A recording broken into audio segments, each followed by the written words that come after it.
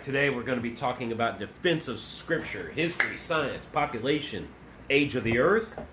Okay? How old do you think the earth is? Is the earth really old? Or is the earth really young? Okay? They want you to believe that the earth is millions of years old.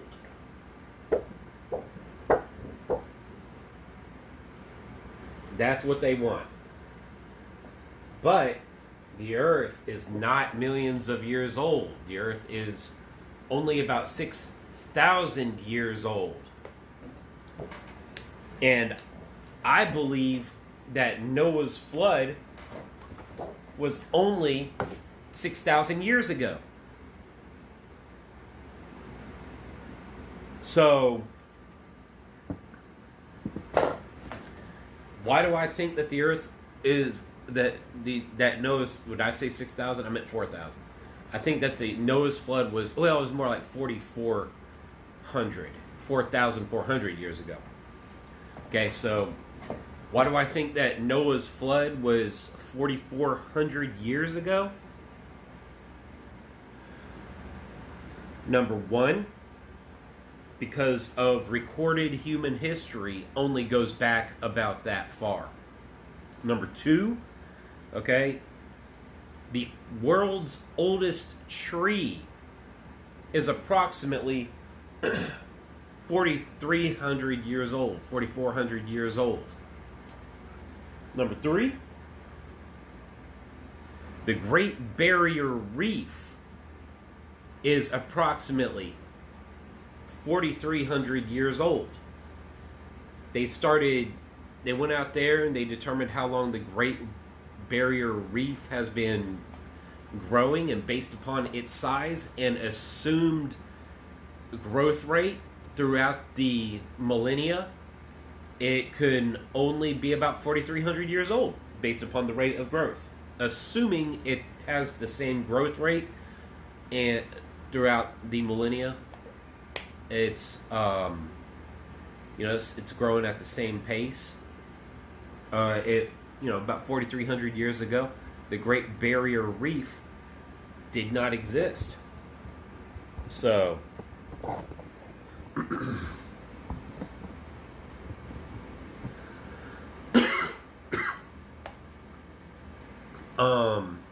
then the next thing is the Sahara Desert. The Sahara Desert has the problem that the Great Barrier Reef has. It's the same thing. The same thing. So the Sahara Desert is approximately 4,300 years old. It's growing, about the rate of 4 miles per year. And if you back that up to approximately 4,300 years ago, 4,400 years ago, 4,000 years ago, the Sahara Desert would have just been a small patch of sand. Which is an interesting question all of a sudden. It's like, how does regular dirt turn into sand? It's called desertification. You need to look up the process for how regular dirt turns into sand. So, anyways, it's called desertification. You can go look that up. But that's the process that is changing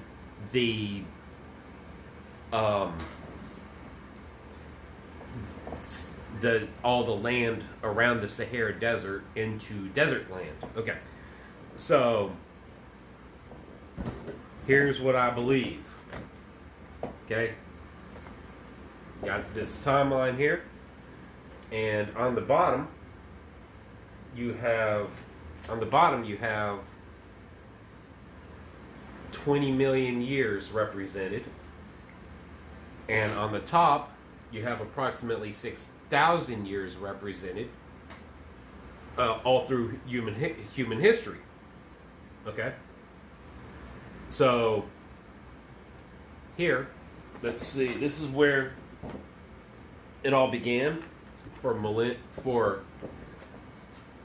the Big Bang theory for evolution, and it all began with the Big Bang, where nothing exploded, and it created everything that we know today. It brought all the minerals to life, all the elements evolved, and from virtually nothing, and they don't know what exploded, and they don't know why it exploded. All they can do is just come up with a theory of how it exploded, and they don't even know if they are correct about that, the scientists, mainstream scientists.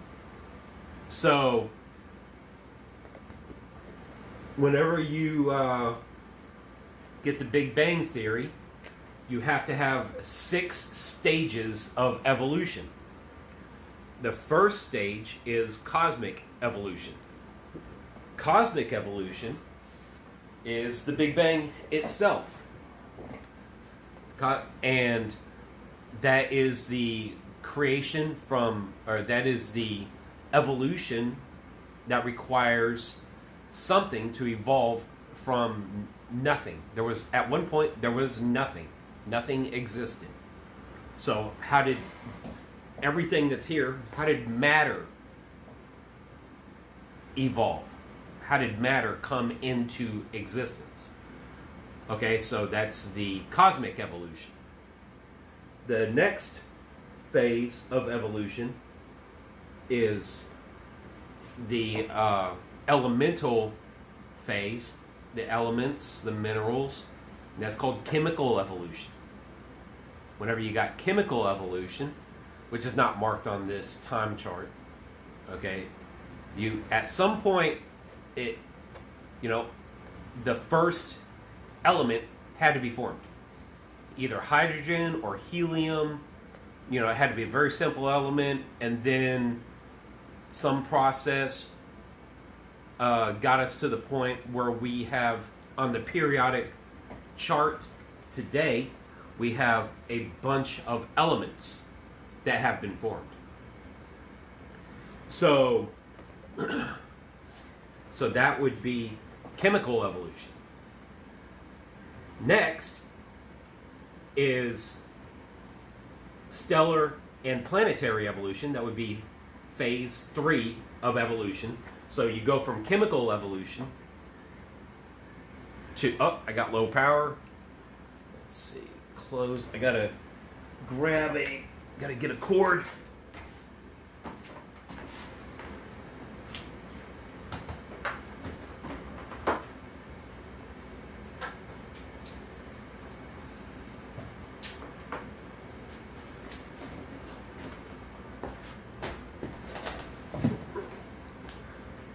All right, save the day.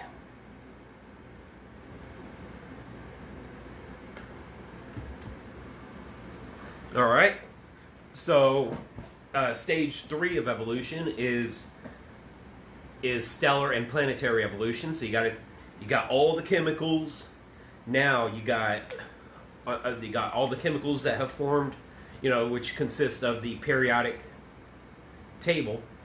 And then you got to go from the periodic table to all these chemicals come together to form elements, or not elements, but compounds, such as H2O, such as they got to come together and form rock. They got to come together and form stars.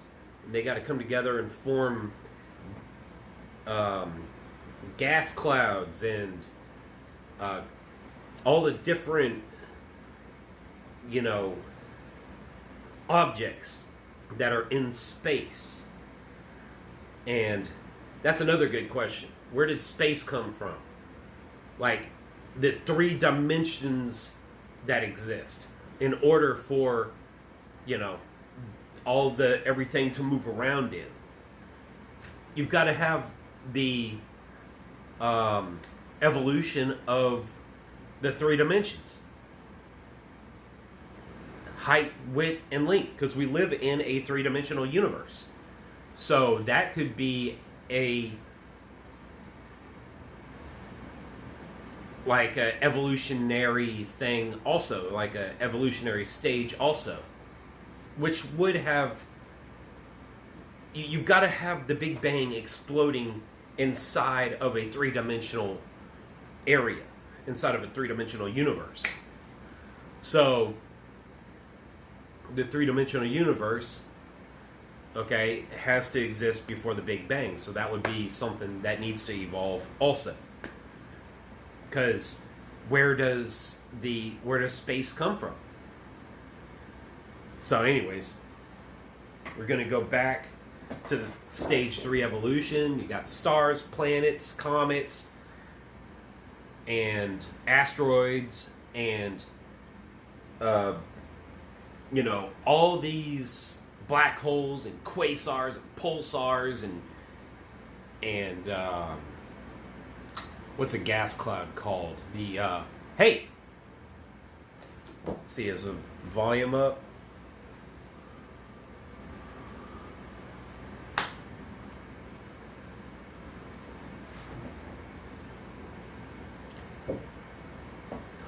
So, yeah, you got all this evolution that's happening with the stage 3 stellar evolution. Okay? And what are gas clouds called? They are called nebulas. Nebulas, yes. So then you gotta have, after stage 3 evolution, you gotta have stage 4. And once you got space evolved, once space has evolved, you have to go from, you got planets now, you got stars that are heating the planets, you got comets that are flying through space, you got, all this is taking, billions of years, 20 billion years, okay? And 20 billion years ago. And all this has to take place, sometime in the last 20 billion years.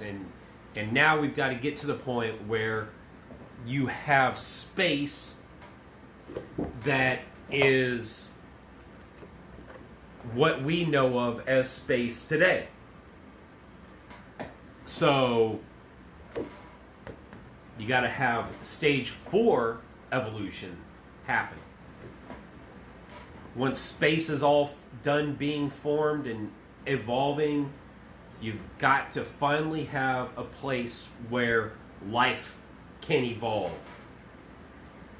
And as far as we know, life has only evolved in one place, here on Earth. So stage 4 is the evolution from inorganic matter to organic matter. And they think that stage 4 evolution, okay, happened approximately 3 billion years ago. That would be here. So we've gone from 20 billion years, all the evolution, now we're down to 3 billion years ago. And they're right there. They say approximately 4.6 billion years ago was when the Earth itself formed, part of stellar and planetary evolution. Okay, so you got inorganic life inorganic material evolving into organic material. Next, you got to have inorganic material, or you got to have the organic material, okay? Or it's not, once it's alive, it's no longer just a material, it's life. So you got a single-celled life form. It has to evolve into a two-celled life form, and then I don't know what the next step is, a three-celled life form, and then the next step is a cluster of cells, and then you got a goo, and then From the goo, you get more advanced life beginning to evolve, more complex forms of life, you know, like slugs and, slimy creatures such as amphibians and fish, and then eventually you've got to have a creature that evolves with bones. And fish would have bones, and then you've got to have the bones evolving, the animals with bones evolving. They start to get backbones, and then they start to they finally one day somehow leave the water. Now you've got a creature that evolved enough in order to go onto land. So then you've got evolution with land animals and evolution with animals still in the sea, and then you've got to have animals and insects beginning to form. You got to have all these things, all these different animals and that sort of thing. And they've got to they got these family trees that develop. Okay? And all animals and all life here on the earth evolved to what it is today, and you got finally humans that evolve, and it's really, really a great fairy tale for kids. It's really just absolutely amazing. It's a fairy tale for adults, really, because there's a lot of adults that believe this, and they try to teach it to kids, but it's not true.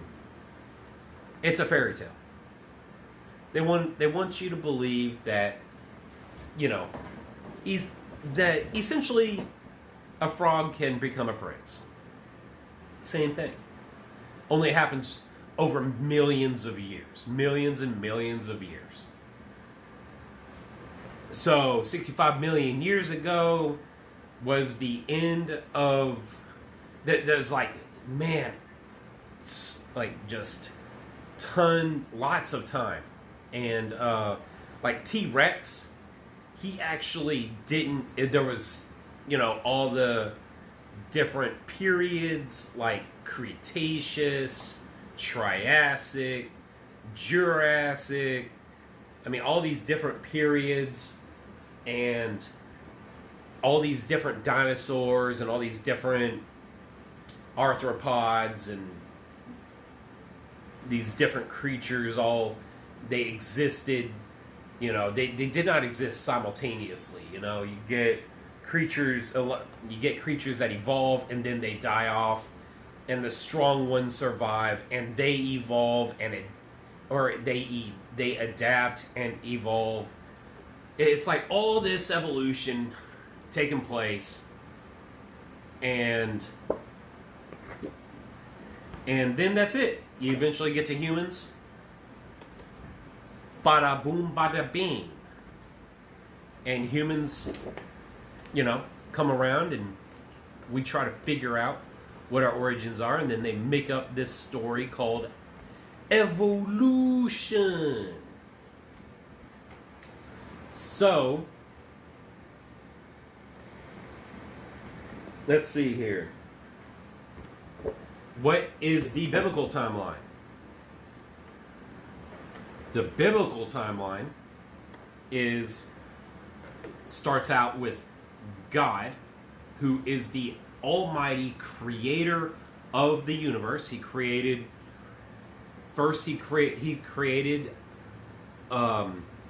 the heaven and the heavens, or the heaven and the earth. Heaven singular, by the way. So God created heaven and earth. All right. So heaven, what is heaven? Heaven is three-dimensional space. And then he created earth, the three-dimensional space consisting of height, width, and length. Okay? And he created earth. Earth would be, another word for earth would be matter. All right? So God created the earth, he created matter, and matter came into existence. So then he creates, we have the 6 days of creation. Okay? On day 1, he created the heaven and the earth. And in the beginning, God created the heaven and the earth. And then he separated the lights from the darkness, the light from the darkness. So he created light. And then out of dark, whenever you separate the light from the darkness, you get, well, when you separate, how do you separate the light from the darkness? You put an object in front of it. So by putting the earth in front of the light, whenever he created the earth, that separated the light from the darkness, and all this happened on day 1. That created a place where there was no light whenever you create the earth. So it blocked the light, therefore God separated the light from the darkness. And there it is. God created he created the heaven, earth, light, and then you get darkness. All on the first day. But guess what? There's water there too. Because it says in verse 2 that his spirit moved above the face of the waters. So the face of the waters, you get water, the sun. You don't have the sun yet, but you got the earth, you got heaven, three-dimensional space, you got the earth, you got water, you got light and darkness. And then that's it for the first day. On the second day, God separated. What did God do on the second day? He separated the land from the water. Okay? So you got land from the water, and no. Wait. On the second day, I'm just doing this off the top of my head. Okay? On the second day, he created the firmament. That's very important. Very important. Because it's all he created on the second day. That's the only thing he created. He didn't create anything else on the second day of creation. He only created the firmament. Now, what is the firmament? The Bible says that the firmament separates the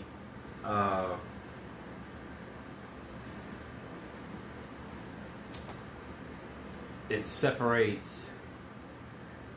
What does it separate? The heaven from the rest of the heaven from. It separates. It pretty much separates heaven from our reality. The third heaven that Paul talks about, where Paul said he went up into the third heaven. Okay? The first 2 heavens are the air that we breathe. And then the second heaven is the firmament itself, and the place where the sun, moon, and stars are. That's all the second heaven. place where the sun, moon, and stars are, and then the firmament itself. The third heaven, okay, and God called the firmament heaven. And so the firmament is called the third heaven. So basically, the firmament is heaven, and the third heaven, which is the boundary between our creation, where we live, and the place where God resides. So you have the firmament, which is basically, it contains everything. Now, on day 3 and day 2, God said everything was good. Okay? On day 3, you have the creation of the plants, and God said, let there be plants and herbs and seeds and trees, and He created plant life, which is very interesting. So,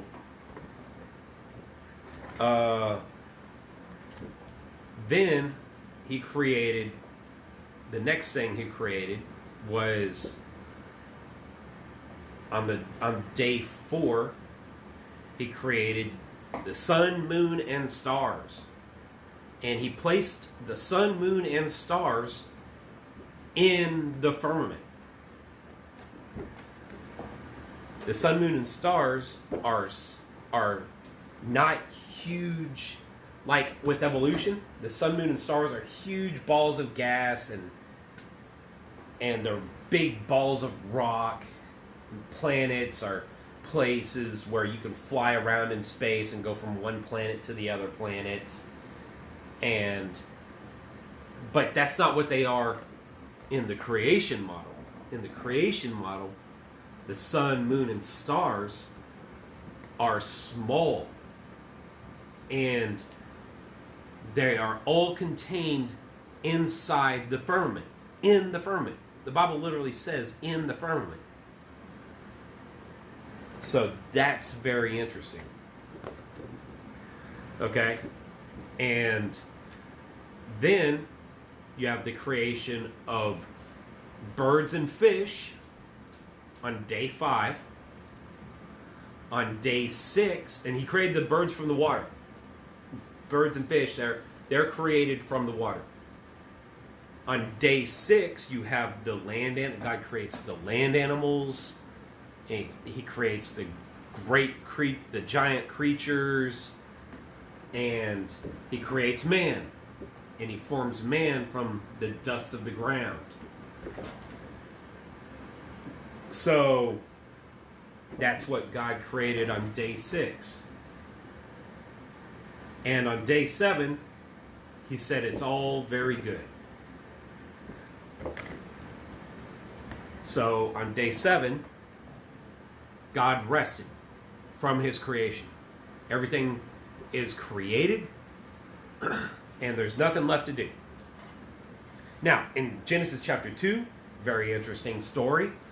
God, it goes back and it rehashes a little bit on what happened on day 6. Genesis chapter 2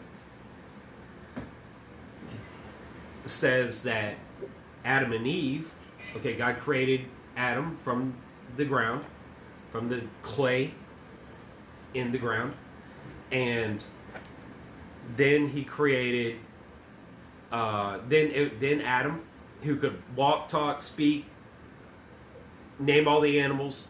He told Adam to name all the animals.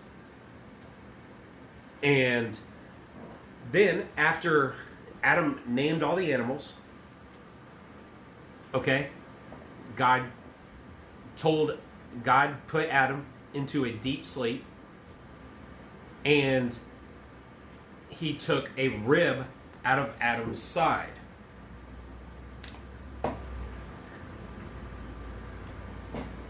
He took a rib out of Adam's side. So Then God used that rib, and he formed the woman using the rib. Now it's very interesting. There is men and women have the same number of ribs. Okay, there's no difference there, but there is one rib at the very bottom, and that one rib, if you remove that rib, it grows back. There's one rib that literally will grow back. So God removed one rib from Adam, and it simply grew back. So God used that rib to form the woman. And God told the man and the woman to be fruitful and multiply. Hey! Oh wow, somebody finally joins. Who's here? Who's here? Come on in a box, come on. Let's chat. This is great. If you come in the box, it helps me to have more to talk about, because I'm just sitting here rambling. Just going off the top of my head, just, thinking what am I going to say next? Oh, okay, you're driving? Okay, yeah, that's cool. That's cool. So, anyways, I'll just continue with the story. All right. What, are you an Uber driver? Well, you're driving, so you probably shouldn't be texting either. So, anyways, but yeah, so chapter 2 of Genesis is a recap of what happened. Is a recap and of what happened on day 6 of creation. And then God took Adam and Eve and he placed them into a garden, which I personally believe was at the North Pole before Noah's flood. I think that the Garden of Eden, it was at the North Pole before Noah's flood. Wait, you're saying something? Oh, let's see here. Let's see, I'm just cruising through the neighborhood at the moment. I stopped at a gate now. Oh, okay. That's cool. Okay. I was mailing flyers. Okay, Enoch of TikTok. Hey, what's up, man? All right, this is Nathan. All right. All right. So, yeah. Yeah, so you put him at the garden, and after learning about flat Earth, of course, I believe that the Garden of Eden was at the North Pole before Noah's flood. And what better place would there be to put Adam and Eve than at the North Pole? And they could look, there's the mountain of God right there at the North Pole, and we believe that there's a Mount Meru at the North Pole, which may be a giant tree stump. So, there was probably a giant tree, and then there were, 2 trees at play, which was the tree of knowledge of good and evil and the tree of life.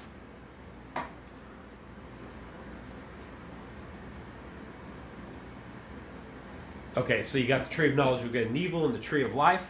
And I believe at this time in history, we are dealing with not normal sized trees that we can go out into our yard and look at today and just, there's just some trees in your backyard and they're big. You can climb in the tree. I think that at this time in history, right after the creation of the universe, right after the creation of the earth and heaven and sun, moon, and stars, and the firmament.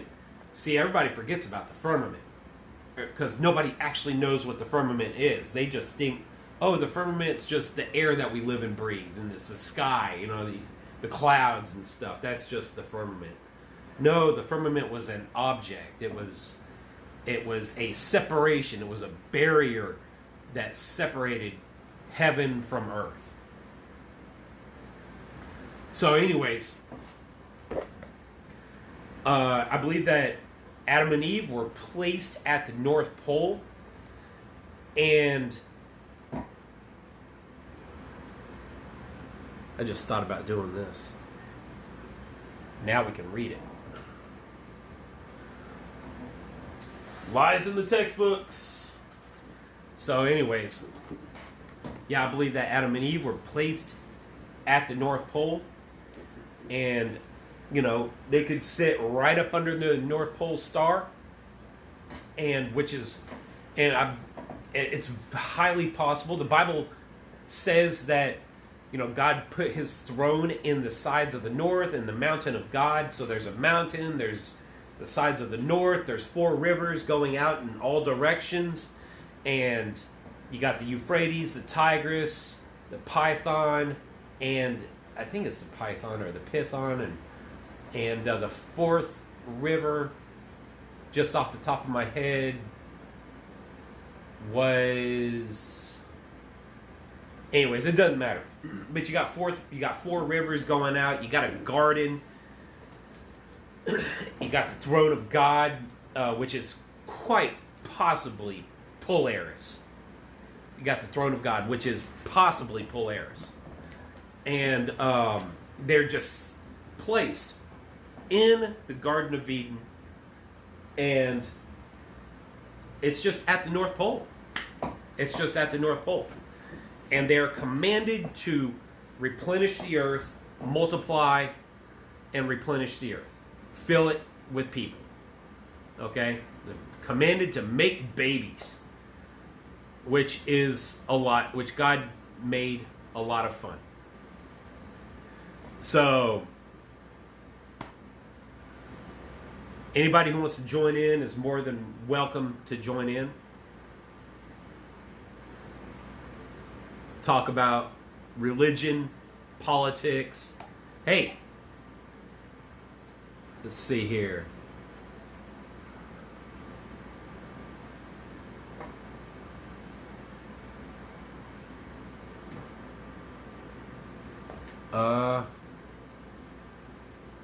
Okay, it looks like you're muted. Looks like you've got yourself muted.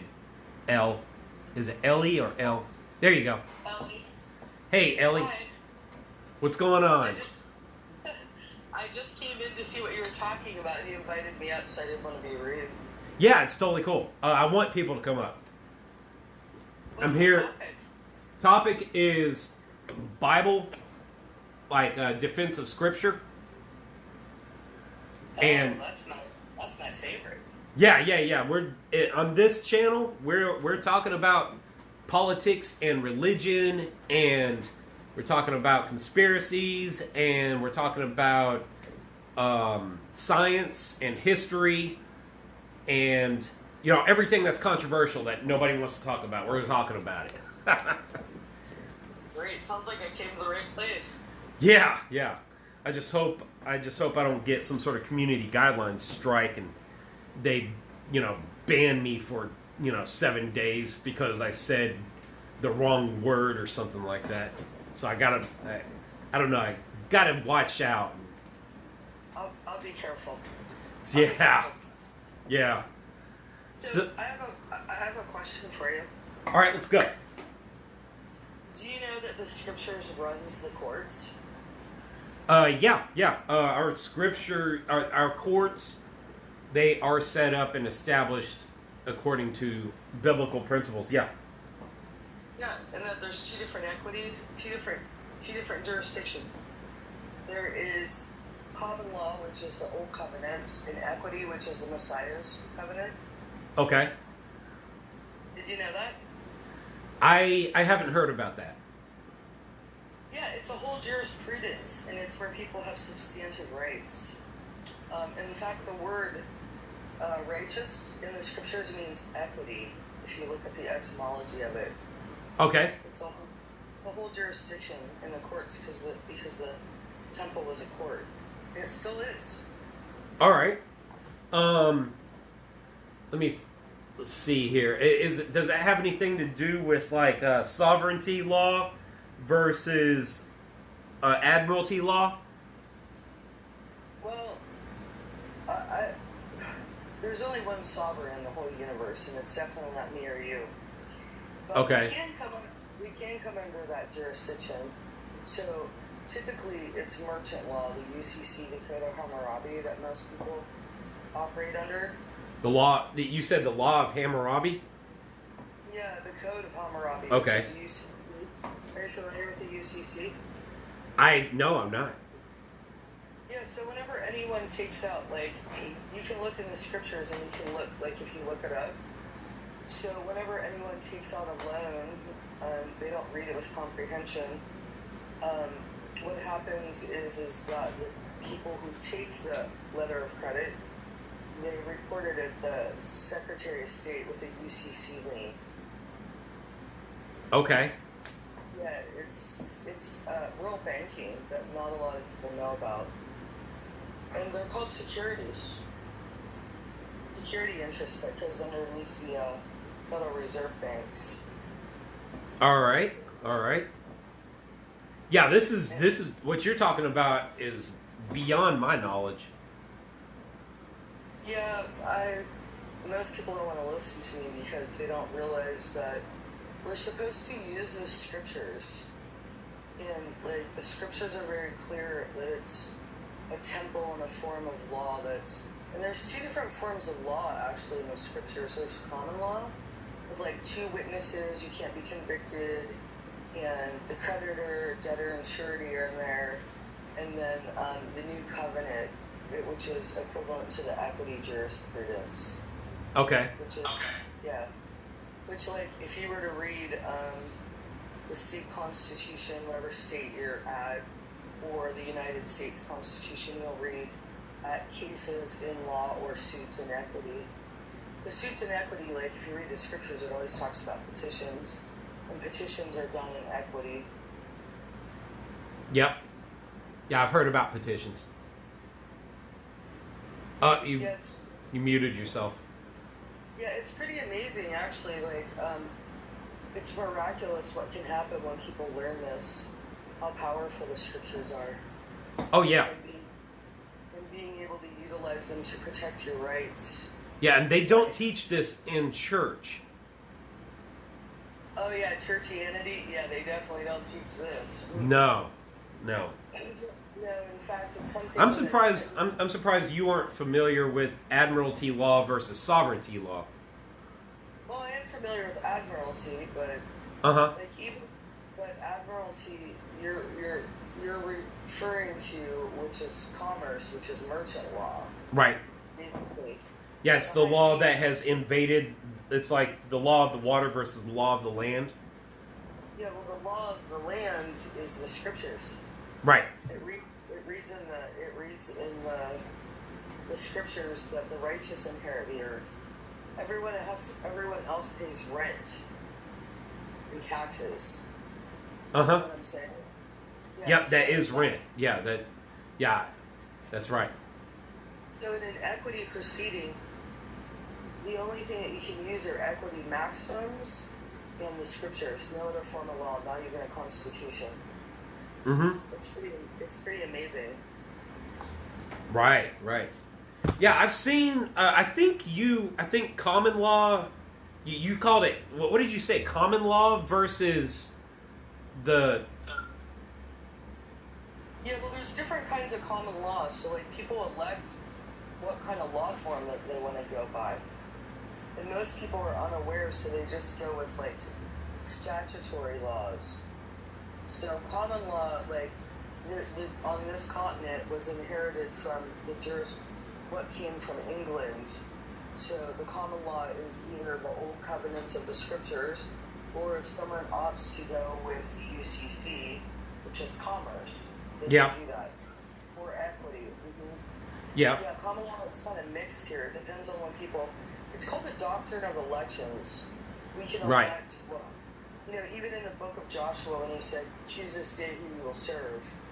And see, the thing about kings, which also, like, if you read the Geneva scriptures, it talks about we wrestle not against principalities and governors in high places, because governors, etymologically speaking, is a king.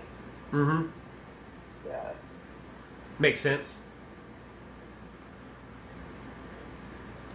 that's one of the reasons why I came onto TikTok, to meet people who utilize the scriptures to combat evil, which I do. And there aren't a lot Yeah, and that's what I want to do. It's just I am so new to going live, very new to this whole going live thing. Yeah, I've only gone live a few times, and it took me a lot. I had a couple people help me learn how to do it. Mhm. One guy's name is White State. He taught me how to switch the boxes and set like a live goal and to invite people. So, Mhm. congratulations on your learning. Yeah. I figured out how to get the boxes, but right now I'm like thinking, man, I don't want anybody else to join, because I'm busy. Like, because what you're saying here is very interesting, and it's like if anybody else were to join, that would ruin the flow. Oh, okay. Well, Yeah. I mean, I don't know. Yeah, because I'm pretty sure that what you're talking about is pretty much the same thing that I'm talking about. Using the Bible for the Bible is the law of the land, and the Admiralty law has invaded the land. And Yeah. however, you've said something different. Whereas I've heard it said that each one of us are sovereign over we are each sovereign individuals. Okay, God gave us that right, and now God is like the main sovereign. Okay, Yes. but we are each also sovereign, and That's called suzerainty. And it's suzerainty, like during that's the term we're looking for. You Okay. can look it up right now. So, like, during the time of the Revolutionary War, and even the War of 1812, there Yeah. was, like,